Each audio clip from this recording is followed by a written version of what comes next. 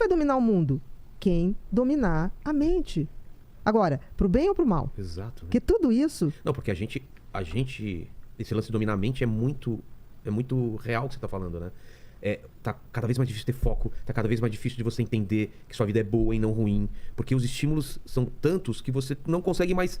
Tá, eu tô feliz ou triste hoje? Às vezes você tem que falar, tá, eu tô bem.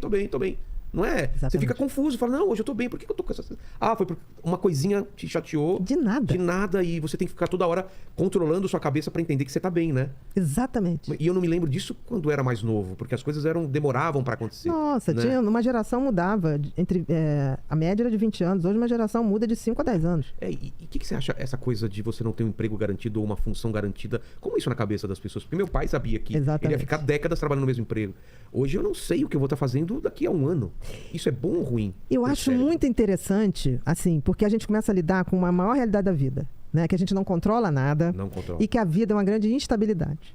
E talvez ser feliz é surfar nessa instabilidade com uma certeza de que tudo passa, né? Eu sempre, toda vez que tem uma situação ruim, vai passar. Quem contou uma história maravilhosa aqui, não sabe, alguma coisa que tinha um papelzinho que estava guardado e alguém falou pra ele, quando você estiver no seu pior dia, abre lê. essa caixa e lê. E quando você estiver no seu... É um rei, né? É a história de um rei. Ah, isso também vai passar. Isso também vai passar. É fabuloso. Cara, é fabuloso. É fabuloso. O pior dia morreu o filho, não sei o que, ele abriu a caixa, estava escrito. Isso vai passar. Isso vai passar. E aí ele guardou lá, e o dia que ele estava feliz, o reino, tudo dando certo. Isso também vai passar. Porque somos parte da natureza. Você vê o mar o tempo todo calmo? Não.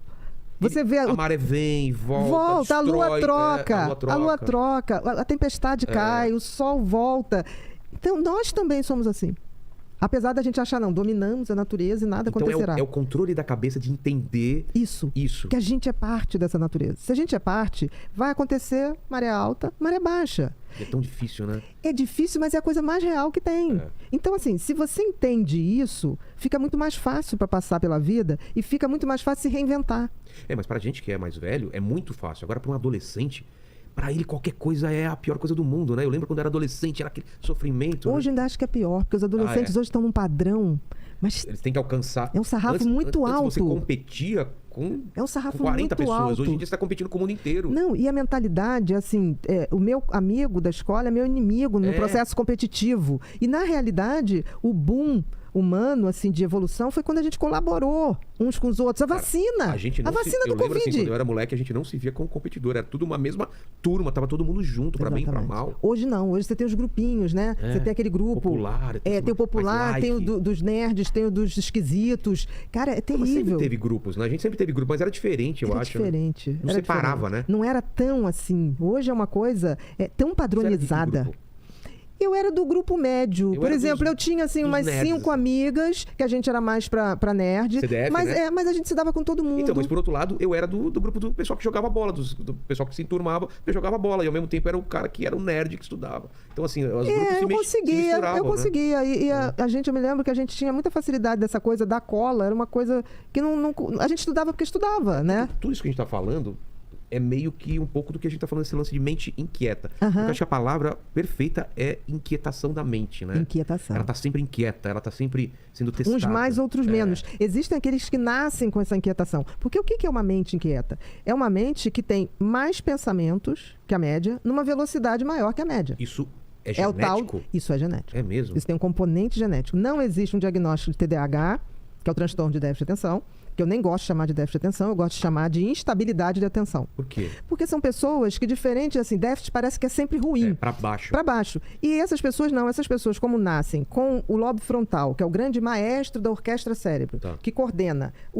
a quantidade de pensamento que eu tenho, na velocidade de pensamento que eu tenho, ele nasce funcionando menos. É como se fosse um carro que veio com a pastilha de freio um pouco desgastada.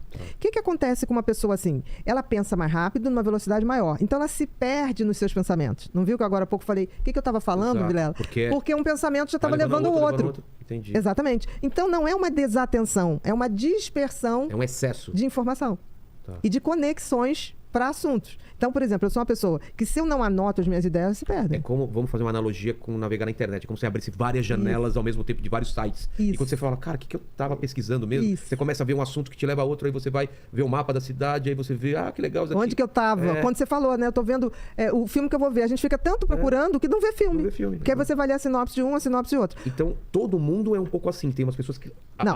O TDAH, ele nasce com o cérebro assim. Essa parte aqui, para funcionar, esse maestro que filtra o excesso de pensamento e filtra a velocidade, nasce funcionando menos. E para funcionar, precisa de uma substância que é produzida aqui, que é a dopamina. Então, a dopamina é como se fosse o óleo de freio desse motor chamado cérebro, tá? Essas pessoas têm muita dificuldade em se concentrar. O que a dopamina faz no cérebro? A dopamina, ela alinha o interesse. Ela faz você... Ela dá o tesão.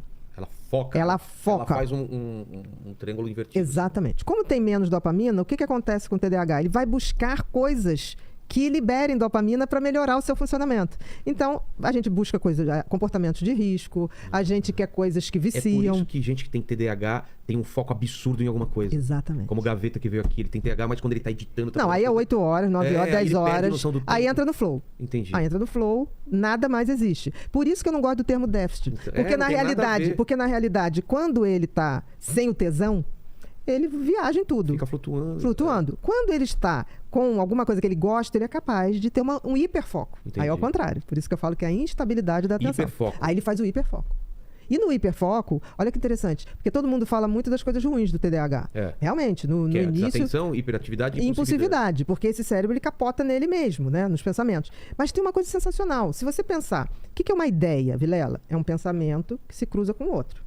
A interseção de dois pensamentos gera uma ideia. Certo, faz sentido. Né? Se você tem mais pensamentos, uma velocidade maior, você, na realidade, tem um congestionamento de pensamentos no cérebro. Um emaranhado. A sua possibilidade de ter mais ideias aumenta. Maior, claro. Estatisticamente, você vai ter muita ideia idiota. Mas entre 100 ideias, uma vai ser criativa. Isso é maravilhoso. Eu me vi muito nessa situação. Quando eu tô criando piadas, é muita ideia idiota. Exatamente. Tem coisa que você fala assim, cara, isso é muito idiota. Eu não vou nem falar. Eu não vou nem falar pras pessoas, entendeu? Tipo assim, eu tenho um grande amigo que trabalha comigo, que é o Alex, ele também é TDAH. Então tem coisas que a gente ria, que a gente fala, ninguém pode descobrir que a gente falou isso, porque isso é de uma idiotice. É assim, que é infalável. Aí ele ainda fala assim, não, os telefones estão desligados. Nem a Siri vai ouvir.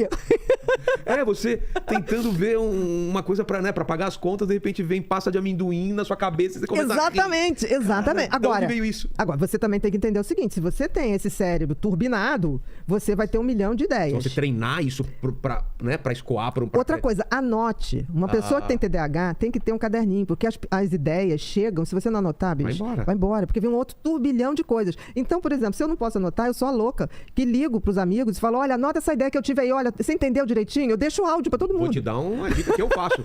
Faz um grupo com você mesmo, e fica mandando áudio pra aí você. Eu não sabia como. Eu botei o nome do meu grupo, Batutinha. Aí não achava mais o grupo depois. Também, Batutinha. Não, Batutinhas. Eu coloco notas mentais e fico mandando lá. Aí depois vai ouvir. Eu levei tempo pra fazer isso. Daí, mas qualquer coisa. Mas tem uma coisa, escrever é muito melhor pra gente. Isso é. Por quê? Tudo no cérebro é atividade cerebral. Atividade cerebral é pensamento. Todo pensamento o cérebro transforma em imagem. Escrever à mão é melhor do que digitar, não é? Muito. Por quê? Porque olha só, o pensamento é um troço abstrato que tá aqui. Na hora que você escreve, primeiro, pro TDAH principalmente, você lentifica o pensamento e ele para de pensar em outras coisas porque eu tô escrevendo. Você tem um pouco de TDAH? Eu tenho, cara. Você acha que... Pra quem não tá vendo, ele mostrou um caderno e uma caneta. Tá respondido. Tá respondido. Entendeu? Então, assim, eu recebo muita gente que vem pra mim e fala, meu filho tem TDAH. Eu falei, olha só, não tem TDAH mal. TDAH gosta de bicho. Eu já pergunto, gosta de bicho? Gosta. Gosta de velho? Gosta. Né? E a gente é até ingênuo. A gente tem uma criança que mora na gente, vai morar a vida inteira. Eu tenho umas coisas tão infantis. Tipo? Colecionar os carrinhos da Batgirl. O quê? Você tem uma coleção? Pelo amor de Deus, manda essa foto depois pra mim. Vou. Da Batgirl, que era roxo. Um Lincoln roxo, que foi feito em 1950. Que legal isso! Olha, Festa Fantasia... Você acha a foto do carrinho da Batgirl depois pra gente? Aí. Coloca pra aqui na tela. Você vai ver.